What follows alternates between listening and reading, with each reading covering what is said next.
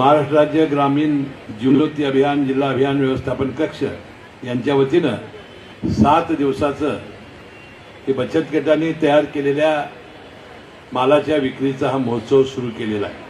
आता वास्तविक या महोत्सवाची आवश्यकता काय आहे, वास्तविक महिला बचत गटाची कल्पना कशी आली आणि याचं महत्त्व किती आहे, देशाच्या अर्थकारणामध्ये हे काय काम करू शकतात हे दाखवणारा हा महोत्सव आहे।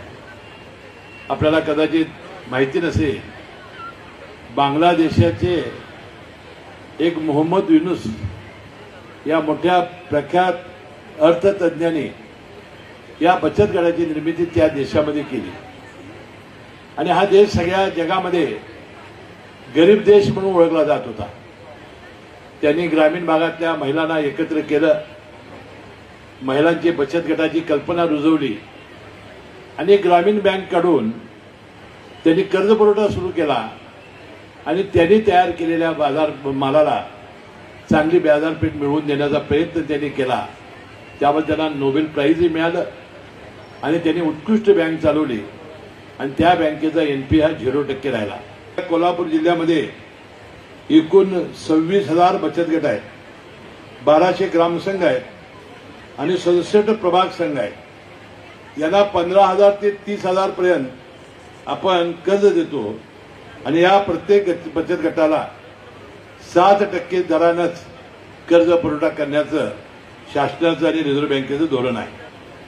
आता आमच्या जिल्हा मध्यवर्ती बँक ज्या बँकेचा मी चेअरमन आहे, आम्ही तर फार मोठी कामगिरी केलेली आहे, परंतु सगळे नॅशनलाइज बँक ज्यांचा आपण सत्कार केला त्यांनी फार मोठी भूमिका यामध्ये वठवलेली आहे आणि म्हणून स्वयंसहाय्यता समूहांची चळवळ ही एक प्रभावी मार्ग आता ठरलेला आहे आणि म्हणून स्वयंसहाय्यता गटाच्या माध्यमातून महिलांची एक नवी शक्ती निर्माण झाली आहे।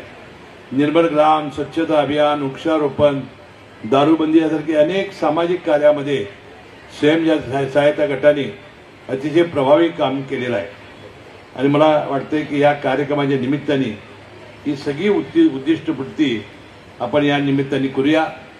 7 दिवस याचा लाभ आपण घ्या, आपली प्रचंड विक्री व्हावी अशी अपेक्षा मी या निमित्ताने करतो आणि तुम्हाला या अभियानाच्या निमित्ताने मनपूर्वक शुभेच्छा मी देतो।